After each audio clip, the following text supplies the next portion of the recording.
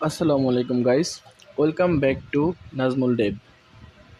Last ভিডিওতে আমরা HTML কি এবং কিভাবে ফার্স্ট ওয়েবসাইট বানাতে হয় সেটা শিখেছিলাম। আজকের ভিডিওতে আমরা এইচটিএমএল এর সবচেয়ে ইম্পর্টেন্ট জিনিস এইচটিএমএল এর ট্যাগ শিখব। এই ভিডিও শেষ করলে তুমি কনফিডেন্টলি এইচটিএমএল এর কোড লিখতে পারবে। তো প্রথমে আমরা জানি এইচটিএমএল ট্যাগ মূলত কী। এইচটিএমএল এর ট্যাগ হলো মূলত একটি কিওয়ার্ড যেটা ব্রাউজারকে বলে কন্টেন্ট কিভাবে লিখতে হবে বা দেখাবে। ব্রাউজার কিভাবে কন্টেন্ট দেখাবে সেটা ব্রাউজারকে বোঝায়। এক্সাম্পল হিসেবে বলা যায় এইচ1 ট্যাগ মানে হেডিং ট্যাগ, পি ট্যাগ অথবা অ্যাঙ্কর ট্যাগ।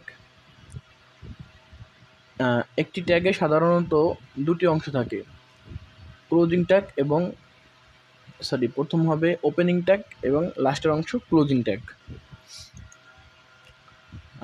এবং এই দুইটি ট্যাগের মাঝখানে যে অংশ থাকে সেই মাঝের অংশকে বলা হয় কন্টেন্ট, মানে মাঝের অংশতে কন্টেন্ট লেখা হয়। এই হচ্ছে আমার গত ক্লাসের কোড। এটা আমরা কেটে দিই। এখন আমরা নতুন একটি ফোল্ডার নিব, সেই ফোল্ডারের নাম দিলাম ক্লাস 2।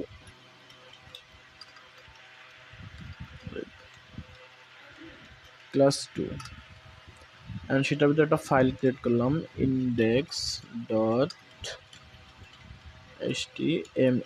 index.html। দেন আমরা আমাদের বয়লারপ্লেট কোড আনি, Shift+1 ক্লিক করে ডান। এখন আমরা মানে কোড জিনিসটা দেখি। একটা কোড লিখি উদাহরণস্বরূপ, যেমন হেডিংয়ের প্রথম ট্যাগটি লিখলাম। হেডিংয়ের যেন এই পার্টটা, এই যে H1 যেন শুরুতে যেটা এই যেন ব্যাকস্ল্যাশ বাদে, এই শুরুর পার্টটাকে বলে ওপেনিং ট্যাগ এবং এই পরের পার্টটাকে বলে ক্লোজিং ট্যাগ। এবং এই দুটি ট্যাগের মাঝখানে যেটি লেখা হয়, যেমন আমি লিখলাম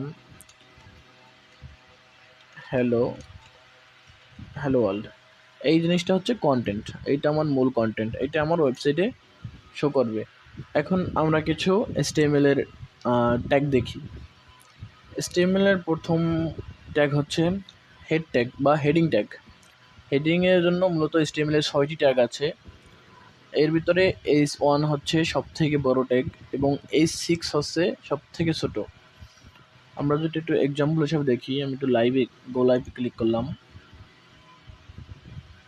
আমার হ্যালো আসছে, হ্যালো ওয়ার্ল্ড।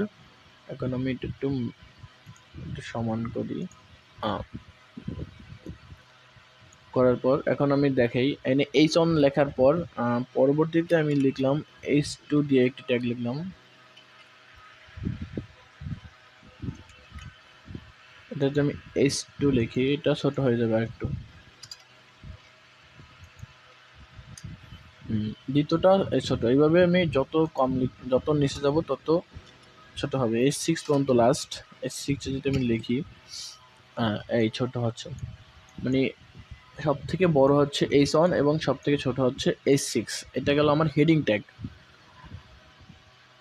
দ্বিতীয় ট্যাগ হচ্ছে পি ট্যাগ, যেটাকে বলে প্যারাগ্রাফ ট্যাগ। পি ট্যাগ বা প্যারাগ্রাফ ট্যাগ। ট্যাগ লেখার জন্য লিখতে হবে পি। লিখলে ইন্টার দিলে ক্লোজিং এবং ওপেনিং এবং ক্লোজিং দুইটা ট্যাগই চলে আসবে। দেন আমরা কিছু ওয়ার্ড লিখি। লরেমের আমরা 7 ওয়ার্ড লিখলাম। 7 দিলে 7টা ওয়ার্ড চলে আসলো। ওকে, এই হচ্ছে পি ট্যাগের এটা আবার ক্লোজিং ট্যাগ এবং এটা হচ্ছে আমার ওপেনিং ট্যাগ এবং মাঝখানের এই সম্পূর্ণ জিনিসটা হচ্ছে কন্টেন্ট। দেন আমরা শিখতে পারি অ্যাঙ্কর ট্যাগ বা যেটা লিঙ্ক ট্যাগ বলা যায়। অ্যাঙ্কর ট্যাগ যেটা এ দিয়ে ডিফাইন করা হয়। এদিকে দিলে এই হিরফ মানে হচ্ছে রেফারেন্স। এইচরেফ মূলত এটা মানে হচ্ছে রেফারেন্সে আমরা যেই লিঙ্ক দিব, দেন এই জায়গায় একটা নাম দিব, দেন ক্লিক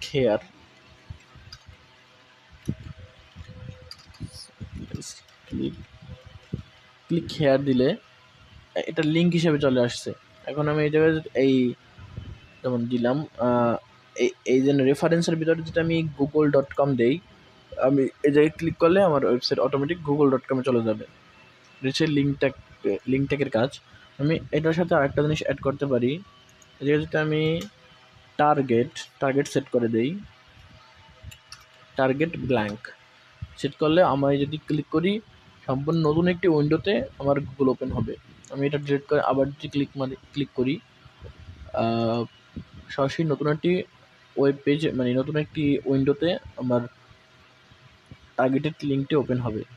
এটার পরবর্তী ট্যাগ হচ্ছে ইমেজ ট্যাগ।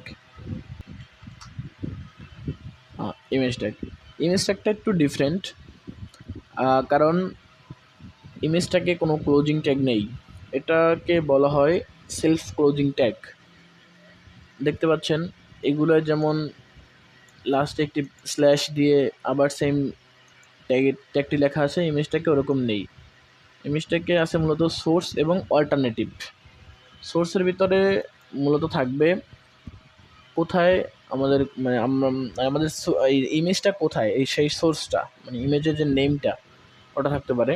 আর অল্টারনেটিভ হিসাবে থাকবে আমাদের ইমেজটা যদি কোনো কারণে ইন্টারনেট ইস্যুর কারণে যদি লোড না হয়, তাহলে এই জায়গায় সেই অল্টারনেটিভ টেক্সটটি দেখাবে। যেমন অল্টারনেটিভ হিসাবে আমি দেখিয়ে দিলাম মাই ফটো, যাতে সবাই বুঝতে পারে যেন এটা আমার কোনো একটা ফটো হতে পারে অল্টারনেটিভ হিসাবে। আমি এখন ফটোটা একটু আনি, ডান। এখন আমি আবার আমার ভিএস কোড ওপেন করলাম, দেন এই জায়গায় আমি এখন লিখতে পারি image.jpg এসে গেছে। দেখুন সাথে সাথে আমার ওয়েব পেজে আমার ইমেজটি চলে আসছে। আমি এটার হাইট ওয়াইড মানে কিছু সেট করি না, এই জন্য আমার ইমেজটা যেই সাইজের সেই সাইজেরই চলে আসছে। আমি একটু হাইট এবং উইথ সেট করে দিই, হাইট উইথ 2020। আমি যদি হাইটটা ঠিক আছে, উইথটা একটু কমিয়ে দেই, তাহলে হয়তো বা দেখতে ভালো লাগবে।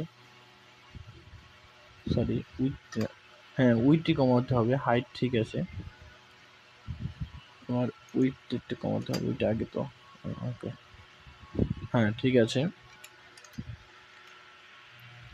এটা মূলত হচ্ছে ইমেজ ট্যাগের কাজ। ইমেজ ট্যাগ একটি সেলফ ক্লোজিং ট্যাগ।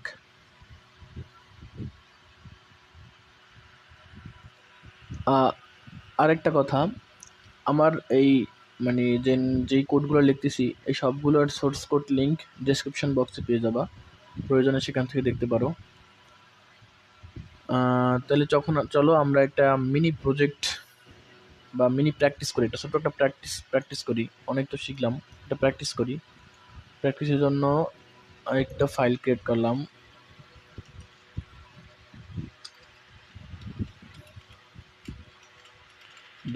.html। এটার ভিতরে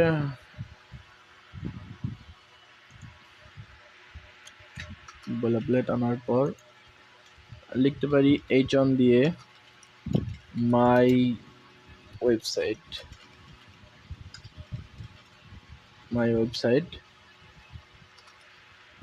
দেন লিখতে পারি পিট্যাগে I am learning HTML। ওকে, দেন একটা অ্যাঙ্কর ট্যাগ ব্যবহার করতে পারি। এটার ভিতরে আমি যদি হ্যাশ দেই, মানে এটা অন্য কোনো লিঙ্কে কাজ করবে না, জাস্ট আমার ওয়েব পেজই থাকবে। দেন এই জায়গায় লিখতে পারি click me, CLICK, click me. Okay done. এটা তোমরা এখন নিজেরা রান করে দেখতে পারো এবং নিজেদের মতো করে মডিফাই করতে পারো। চলো আমরা রান করি দেখি কী আউটপুট আসে, এবং তোমাদের কী আউটপুট আসলো সেটা কমেন্ট সেকশনে বলতে পারো। ওকে রান করলাম, এই তো আমারটা সম্পূর্ণ মানে কোনো রকম এরর ছাড়াই রান হয়ে গেল।